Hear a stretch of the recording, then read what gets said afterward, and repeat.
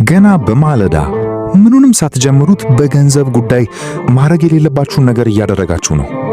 ሌሊቱን ሙሉ ስታስቡት ያደራችሁት የገንዘብ እጥረት፣ የዕዳ፣ የኪራይ አሊያም የኑሮ ውድነት ቀናችሁን በሙሉ አበላሽቶት መቼ ነው ከዚህ የድህነት አዙሪት የምወጣው ብላችሁ ራሳችሁን ጠይቃችሁ ከሆነ ዛሬ የምነግራችሁ ሚስጥር በጥሞና ስሙኝ።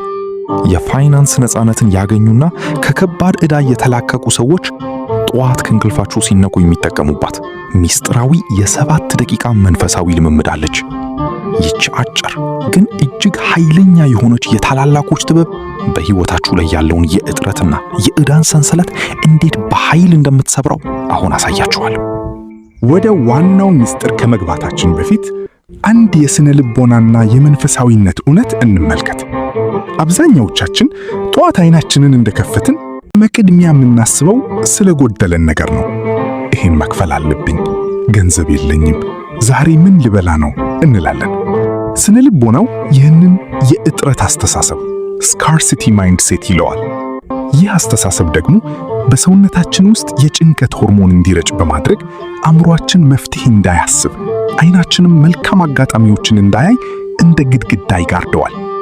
በመንፈሳዊውም ዓለም ቢሆን ቀናችንን በምሬትና በፍርሃት ስንጀምር ሳናውቀው የበረከት በራችንን በገዛ እጃችን እየዘጋነው ነው።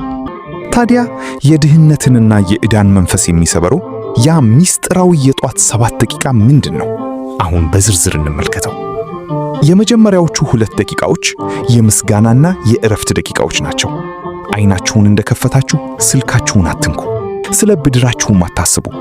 ይልቁንም በአልጋችሁ ላይ እንዳላችሁ ትንፋሻችሁን ወደ ውስጥ በጥልቀት ሳቡ። በመቀጠል ፈጣሪዬ ሆይ ስለሰጠኸኝ አዲስ የሕይወት እስትንፋስና ደስ የሚል ብርሃን አመሰግንሃለሁ በሉ። ምንም እንኳን ኪሳችሁ ባዶ ቢሆንም ጤና ስላላችሁ፣ ዛሬን ማየት ስለቻላችሁ ከልብ አመስግኑ። ይህ 2 ደቂቃ አእምሮአችሁ አሁን ካለበት የጭንቀት ማዕበል ወደ መረጋጋት የሚያሸጋግር እጅግ ኃይለኛ የስነ ልቦናና የመንፈሳዊነት ጥምረት ነው። ምስጋና የብልጽግና መግነጢስ ነው። ልዑል እግዚአብሔር ላለው ይጨምርለታል ሲል ላመሰገነ፣ በጎደለው ሳይሆን ባለው ነገር ለተደሰተ ሰው ነው።